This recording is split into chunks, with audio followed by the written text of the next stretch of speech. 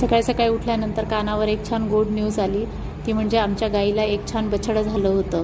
गोरा झाला होता. राहुलं नाही म्हणून ब्रश करता करताच मी ते पाहण्यासाठी गेले. त्याला जन्माला येऊन 1च तास झालेला असल्यामुळे ते अजून उभं राहू शकत नव्हतं, पण खूप छान गोंडस होतं. पूर्ण काळ्या कलरचं असल्यामुळे खूप छान दिसत होतं. खूप वेळ घमासान युद्ध झाल्यानंतर त्याचं नाव सर्वांनी कालू असं ठेवलं होतं. कालूला पाहिल्यानंतर लगेच पिऊने मला अपडेट दिलं की मावशी त्याला 2 भावंडई आहेत. ते 2 भावंडई मी बघितले आणि त्यानंतर समोरच आमची पोल्ट्री आहे ती तुम्हाला दाखवते. इथे गावरानी कोंबड्या आहेत. त्याचं हे पोल्ट्री फार्म आहे. मी तुम्हाला आतून नाही पण बाहेरून दाखवते. तर हे आहे गावरानी कोंबडीचं पोल्ट्री फार्म. आता मी तुमच्यासोबत एक छान रेसिपी शेअर करते.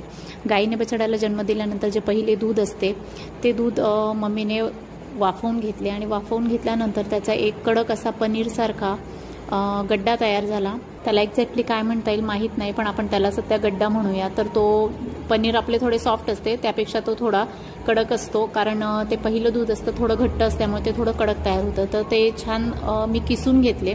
पूर्ण किसून झाल्यानंतर त्याला थोडे मी अजून बारीक व्हायला हवे म्हणून मिक्सरमधून काढून घेतले आणि त्यात त्याच्यापेक्षा थोडी जास्त प्रमाणात साखर मिक्स करून घेतली. तर ती मिक्स केल्यानंतर ते बराच वेळ गॅसवर परतत राहावे लागते आणि ते एकजीव झाल्यानंतर छान एका मोठ्या ताटाला किंवा परातीला तूप लावून त्यामध्ये ते थापून घेतले आणि त्याचे स्क्वेअर शेपमध्ये ते कट करून घेतले. ते बर्फीचा आकार मी तयार करून घेतला. अशा प्रकारे ते खाण्यासाठी खूप टेस्टी लागते आणि हेल्दीसुद्धा असते. त्याच्यामध्ये आपली जी इम्युनिटी पॉवर असते ती वाढवण्याची क्षमता असते. त्यामुळे हे बाहेर खूप महाग विकले जाते.